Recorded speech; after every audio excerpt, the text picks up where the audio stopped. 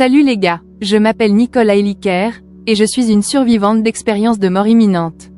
Ce n'était pas une fois, ni deux, mais 3 fois que je suis passée par là. Tout s'est passé en 1983, alors que je n'avais que 19 ans et que j'étais cadet à l'Académie de l'armée de l'air des États-Unis à Colorado Springs, dans le Colorado. Le dimanche 28 août 1983, j'étais à un événement de mon escadron. Au retour à l'académie, j'ai eu un tour avec un cadet plus âgé. Ce que je ne savais pas, c'est qu'il avait bu beaucoup et avait d'autres intentions que de me ramener. Au lieu d'aller directement à la salle de sport, comme prévu pour le couvre-feu, il voulait s'arrêter pour prendre quelques bières, fumer une cigarette et essayer quelque chose d'autre. Il voulait être avec moi.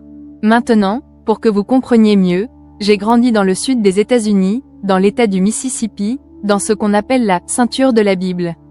Ma famille était extrêmement conservatrice.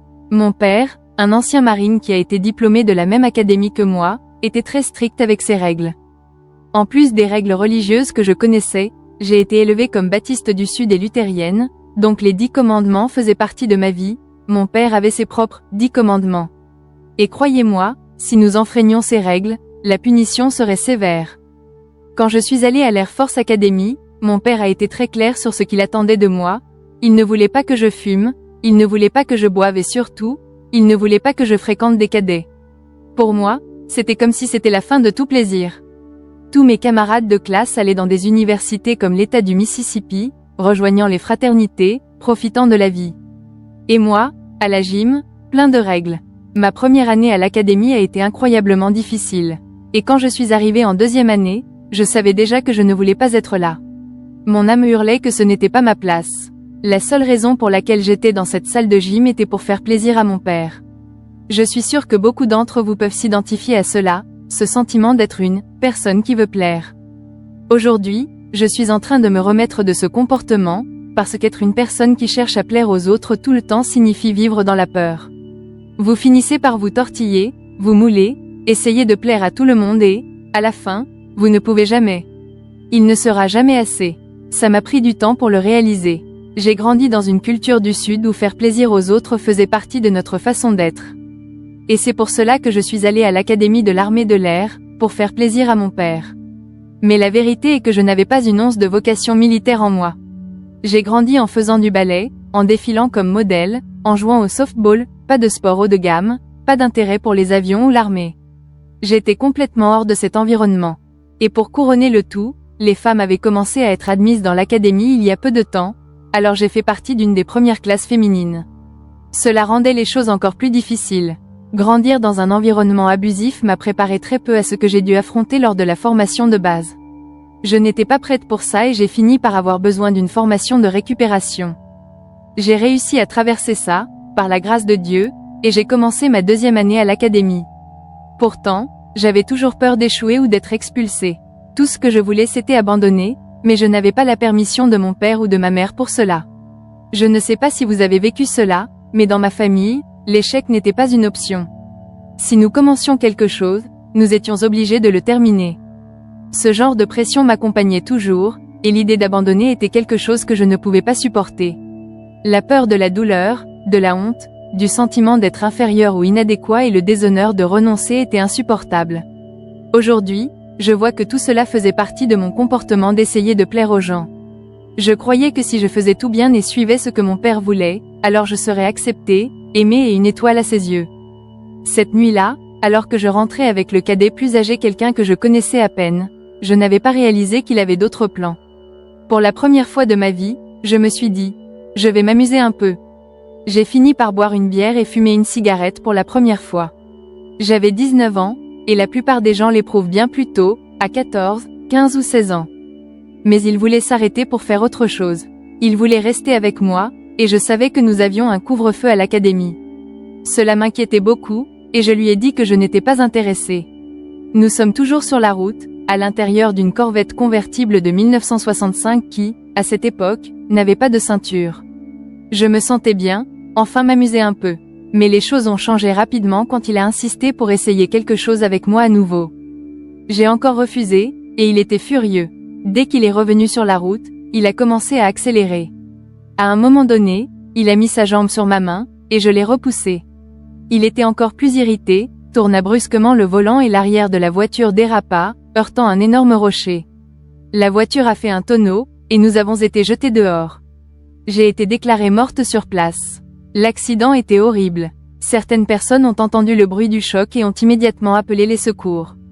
Quand ils sont venus nous voir, le conducteur était légèrement blessé, mais ils ne pouvaient pas détecter de signes de vie en moi. Ils ont couvert mon corps d'une couverture, parce qu'ils croyaient que j'étais morte. L'équipe de secours est arrivée 10 à 15 minutes plus tard, et j'étais cliniquement morte pendant tout ce temps. Le premier arrivé était John Harling. Il a enlevé la couverture et a essayé de vérifier mes signes vitaux, mais n'a rien trouvé. Alors, il a appliqué une manœuvre appelée pression sternale avec les jointures des doigts, qui sert à provoquer de la douleur et à vérifier les signes de vie. Le seul signe qu'il a pu obtenir de moi a été le mouvement de ma pupille droite, elle s'est légèrement dilatée. C'était tout, rien de plus. À ce moment-là, il a su que j'étais encore en vie, mais il était terrifié à l'idée de me perdre. Aujourd'hui, je peux dire que ce dicton, les yeux sont les fenêtres de l'âme, a tout son sens. Mon âme avait quitté mon corps lorsque j'ai été projetée par le pare-brise et était là-haut, congelée dans l'air. Et je savais, en regardant en bas, que j'allais mourir. J'ai appelé Dieu, demandant de l'aide, et ce qui s'est passé, c'est qu'un ange est apparu et m'a emmené de l'autre côté. Je ne connais cette histoire que parce que j'étais totalement inconsciente à l'époque. C'est John qui me l'a raconté, lorsqu'il est venu dans ma chambre d'hôpital, 10 semaines après.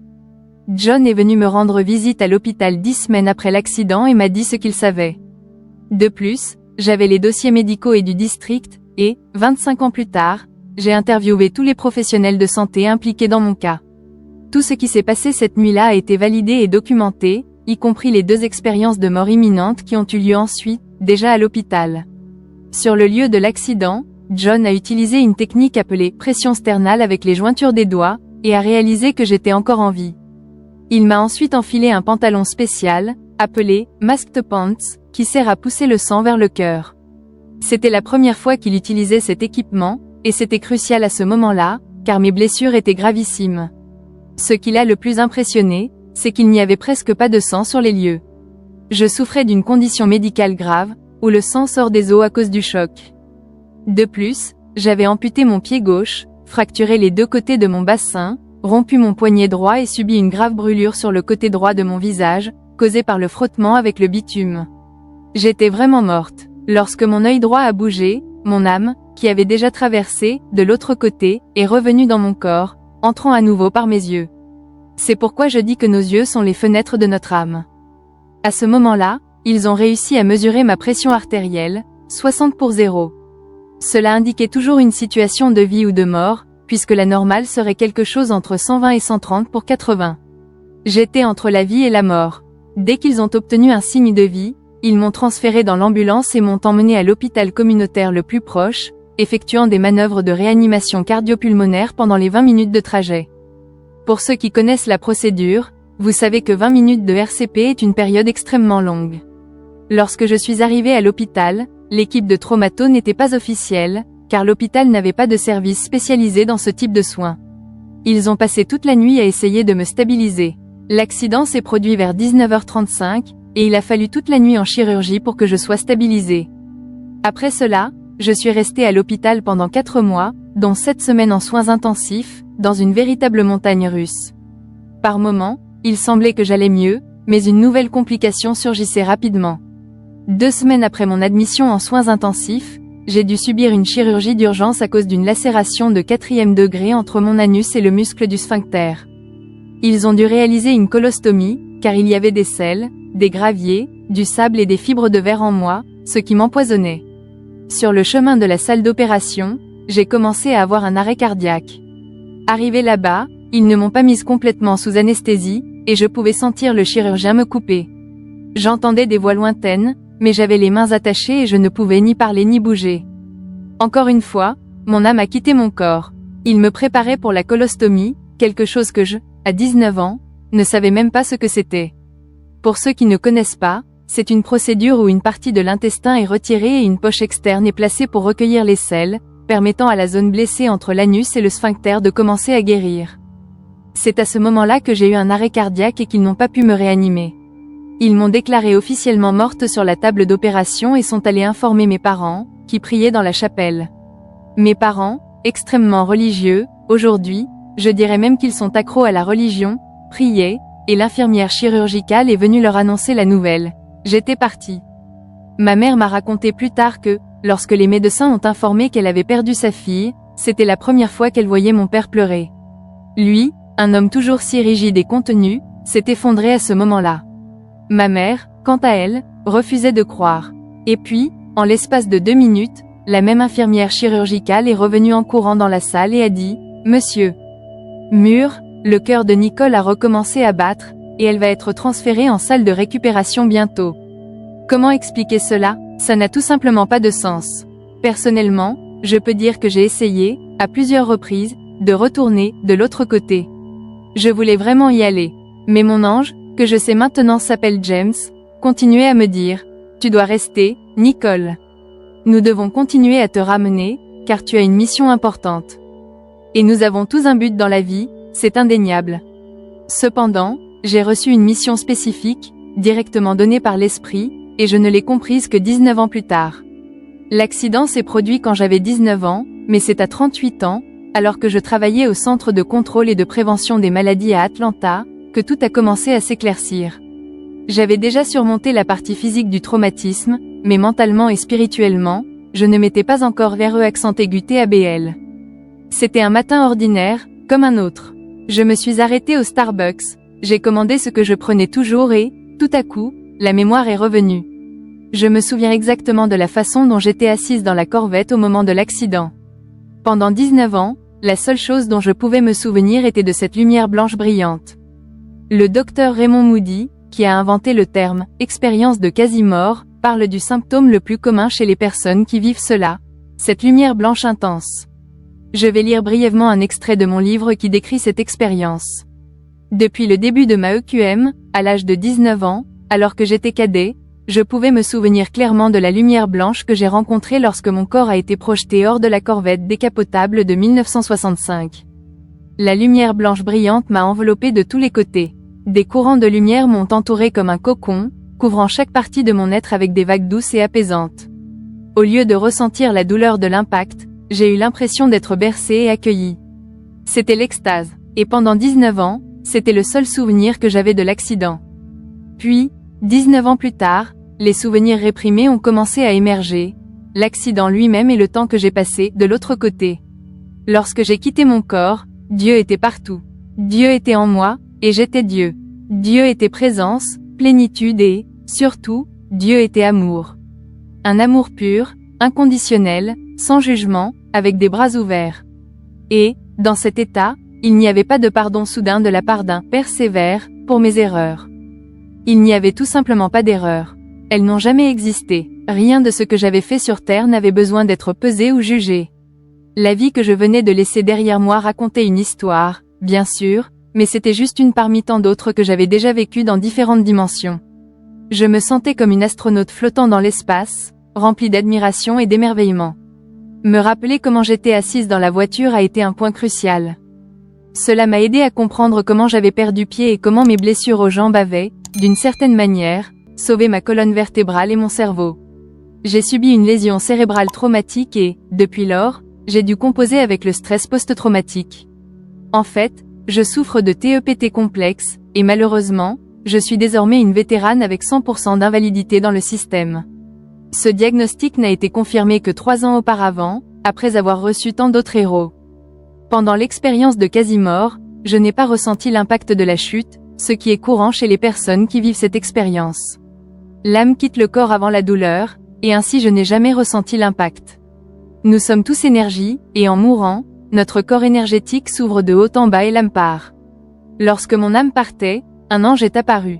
Dans mon livre, * You are Deathless *, je décris cet ange comme quelque chose de semblable à Casper, le gentil fantôme, translucide, avec des qualités masculines, semblant avoir une trentaine d'années. Pendant 39 ans, je n'ai pas pu obtenir plus de clarté à ce sujet, jusqu'à ce que, dès que j'ai publié mon livre, j'ai commencé à sentir l'odeur du cigare. J'ai trouvé cela étrange, car personne chez moi ne fume. Ensuite, j'ai entendu une voix. « Nicole, ici c'est ton grand-père du côté paternel. » « C'est moi, James. » J'ai été surprise et j'ai demandé « Que veux-tu » Il a répondu, « Je suis ici pour te dire que je suis ton ange. » Le Casper que tu as vu était en fait moi.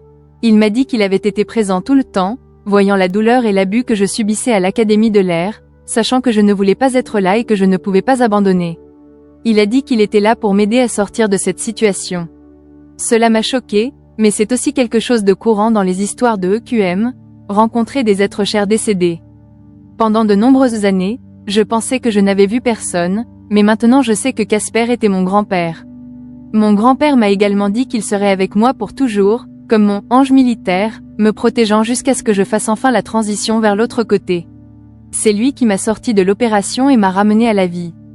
C'est lui qui, la 3e fois, lorsque mes poumons se sont remplis de liquide et que je suffoquais, m'a ramené alors que j'avais une autre EQM.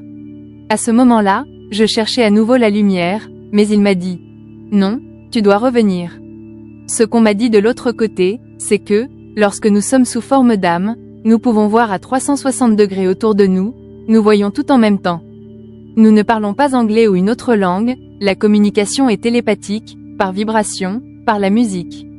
Et là, j'ai entendu une conversation entre 2 anges, et ils ont dit « Vous, les humains, devez nous demander de l'aide. N'oubliez pas de nous demander de l'aide. Nous sommes ici pour ça, nous voulons vous aider, vous n'êtes pas seuls. » Cela peut être aussi simple que de demander une place de stationnement. Et, chaque fois que je demande, j'en obtiens une. Si vous n'avez pas encore de relation avec vos anges, sachez que nous avons tous au moins un ange gardien. Commencez à leur parler. Le royaume spirituel veut nous aider, mais nous devons demander, car nous avons le libre arbitre. La mission principale que l'esprit m'a donnée lorsque j'ai récupéré ma mémoire a été de ne pas avoir peur de la mort. Cela peut sembler un message simple, mais cela a pris presque 4 décennies, toute ma vie d'adulte, pour comprendre pleinement ce que cela signifie pour moi. Maintenant, je comprends enfin le but de cela et j'ai concentré mon travail sur la spiritualité. Être impliqué dans le bien-être physique a été une constante dans ma vie en raison de toutes les blessures que j'ai eues. Je suis même devenue nutritionniste, car j'ai développé un trouble alimentaire à la suite de ne pas avoir reçu de soutien en santé mentale juste après l'accident. Et je ne peux pas insister suffisamment, lorsqu'on traverse un traumatisme, il est essentiel de le travailler pour pouvoir guérir. En termes émotionnels, j'ai appris sur la technique neuro-émotionnelle pour m'aider, et j'ai fini par réaliser que beaucoup de gens se sabotent, en particulier en ce qui concerne l'alimentation. Ils ont recours aux aliments réconfortants, comme la glace ou les aliments gras lorsqu'ils font face au stress et ne parviennent pas à le résoudre.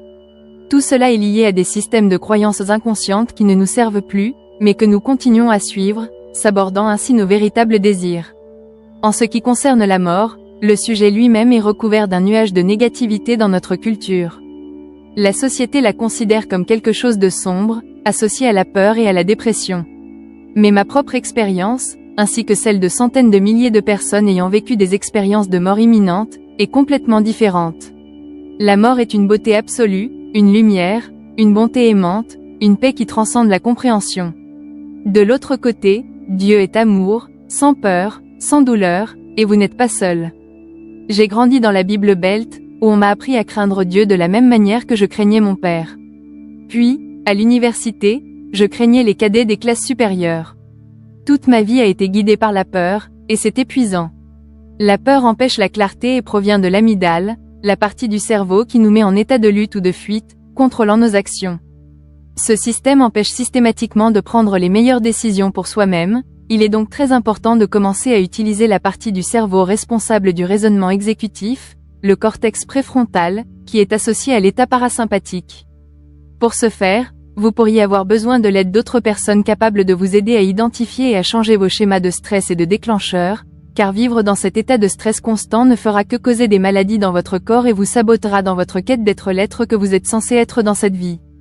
L'une des choses que je voudrais dire est que nous sommes à la fois humains et spirituels, donc nous devons équilibrer ces deux côtés.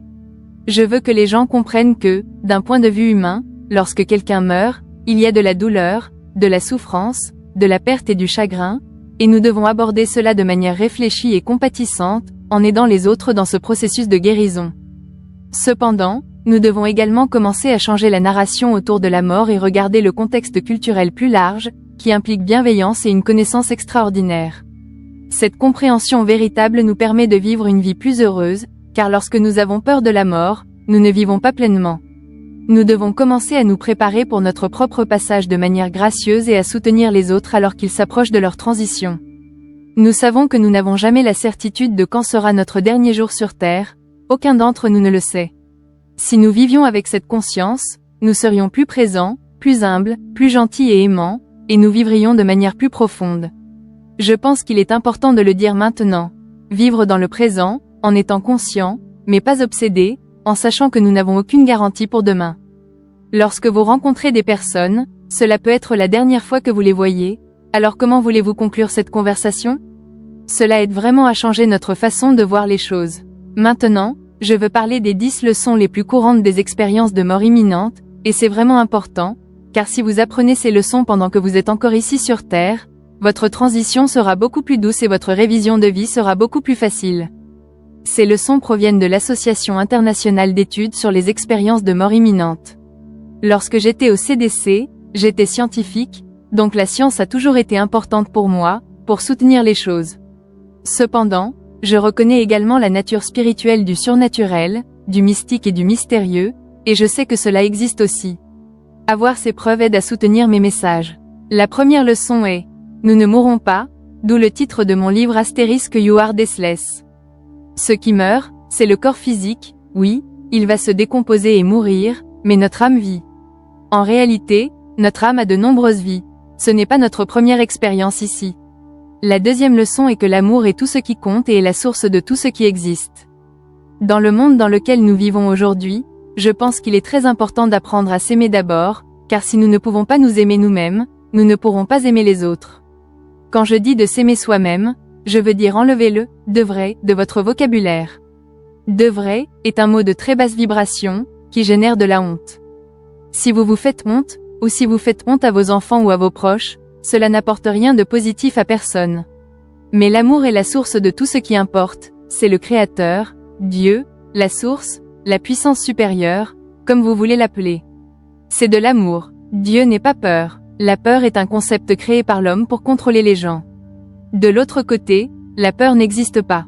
En réalité, bon et mauvais n'existent pas de l'autre côté. Il n'y a que le bien.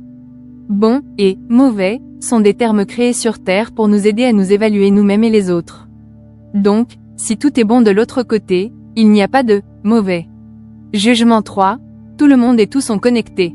Comme je l'ai dit précédemment, nous sommes tous de l'énergie, et nous le sommes. Pensez-y. Nous sommes tous connectés à Mère Terre, nous sommes tous connectés à des êtres sensibles, et nous, en tant qu'humains, sommes tous connectés les uns aux autres. Lorsque j'étais dans l'armée, l'une des choses qu'on nous a enseignées était que nous saignions tous rouge. Peu importe la race de la personne, son orientation sexuelle, rien de tout cela n'a d'importance quand quelqu'un est là, perdant du sang ou avec une horrible blessure. Vous essayez simplement de sauver la personne, et c'est tout. Si nous pouvions prendre ce concept et commencer à le mettre en pratique, nous réaliserions à quel point nous sommes tous connectés, et que ce que vous dites, pensez et faites affecte les autres. Être conscient de cela dans votre vie quotidienne aidera à changer votre vibration et celle du monde, car s'aimer soi-même et aimer les autres est la chose la plus importante que nous puissions faire. C'est votre but, si vous en cherchez un. Comment vous aimez-vous vous-même? Comment arrêtez-vous de vous critiquer, de critiquer les autres, et comprenez-vous vraiment que l'amour est inconditionnel? C'est un long voyage par lequel toutes nos âmes évoluent, car la plupart des familles, la plupart des institutions et organisations, imposent des conditions à l'amour, y compris la majorité des organisations religieuses et des théologies. 5. Nous sommes plus que notre corps physique et notre C. Bien sûr que nous le sommes. Lorsque nous quittons ce corps, le cerveau n'est qu'un organe qui va se détériorer, tout comme le corps. C'est l'esprit, l'âme et ce qui continue à vivre. C'est ici que vous devez commencer à réfléchir, si vous ne l'avez pas encore fait, à développer une relation avec votre âme. Vous pouvez penser, « Mon Dieu, je ne sais même pas ce qu'est mon âme. » Je sais que lorsque j'avais 19 ans, je n'avais aucun concept de cela. Un bon exercice, que je tiens de Lee Harris, est d'écrire en haut d'une feuille de papier, « Que veut me dire mon âme aujourd'hui? Que veut-elle que je sache aujourd'hui? » Peut-être que vous n'obtiendrez rien le premier ou le deuxième jour, mais continuez à insister. Éventuellement, la relation entre vous et votre âme commencera. 5. Nous ne sommes jamais seuls. Pendant la pandémie de Covid, cela a été très difficile pour les gens, surtout en voyant leurs proches mourir dans des maisons de retraite et des hôpitaux sans pouvoir être là. Mais nous devons nous rappeler qu'il y a une énorme équipe spirituelle, je veux dire, des milliers et des milliers d'anges, de proches décédés, de maîtres ascensionnés et de guides, tous toujours avec nous. Et je peux vous assurer que chacun d'entre nous a un ange. Nous avons tous un ange gardien, alors commencez à connaître et à développer une relation avec votre ange gardien. 7. Nous ne sommes pas jugés. Cela peut être une surprise pour beaucoup, mais il n'y a pas de jugement de l'autre côté. Cela, encore une fois, est une invention humaine pour vous maintenir dans la peur, pour vous garder à votre place, pour vous faire sentir inférieur ou pas assez bon. 8. Notre véritable essence est parfaite et nous sommes aimés plus que nous pouvons l'imaginer. C'est notre âme, notre essence. Maintenant, nous verrons nos proches et d'autres personnes lorsque nous retournerons de l'autre côté, lorsque nous rentrerons chez nous. Vous verrez vos proches décédés de l'autre côté, et vous verrez aussi vos animaux de compagnie, ce qui est formidable, car pour beaucoup d'entre nous, nos animaux sont la seule façon de recevoir de l'amour inconditionnel. Ils seront là pour vous accueillir, aboyant de joie, heureux de se réunir avec vous. La dernière leçon est, vous aurez une révision de la vie. Ce n'est pas un jugement, c'est une révision. Nous apprendrons comment tout ce que nous avons dit, fait et pensé pendant notre vie physique sur cette planète a impacté nous-mêmes, les autres et le monde. C'est pourquoi il est si important d'être présent et conscient de vos choix, de ce que vous dites aux autres, et de commencer à prendre conscience de vos comportements. C'est la première clé pour changer, la prise de conscience. En devenant plus aimant, gentil et en vivant votre véritable essence, l'essence que vous avez oubliée à cause de l'amnésie spirituelle que nous avons eue à la naissance, vous réaliserez que vous êtes parfait. Il n'y a jamais rien eu de mal avec vous, nous avons simplement été conditionnés de cette façon. Ce sont les 10 leçons communes sur lesquelles j'aimerais vraiment que vous réfléchissiez et que vous commenciez à mettre en pratique maintenant, afin que vous n'ayez pas besoin de mourir, comme moi j'ai dû le faire, pour les apprendre. Je peux dire que le voyage de votre âme est en constante évolution. Aucun d'entre nous n'atteint complètement, là-bas. Nous sommes toujours présentés à de nouvelles opportunités. Enfin, je voudrais dire qu'aujourd'hui, j'ai laissé mon occupation et que je vis ma. Je suis une défenseur de l'éternité, et il se peut que ce mot vous semble nouveau, mais il est dans le dictionnaire, et William Faulkner l'a même utilisé. Il se réfère à la qualité ou à l'état d'être éternel, de ne pas avoir de fin, d'infinité, d'éternité. Je vais conclure avec ce message. Sachez toujours que vous êtes une étincelle éternelle de Dieu. Dieu n'est pas en dehors de vous, Dieu est en vous. Votre âme est radieuse et éternelle, et les deux thèmes principaux de l'autre côté sont l'amour et l'unité. Merci beaucoup.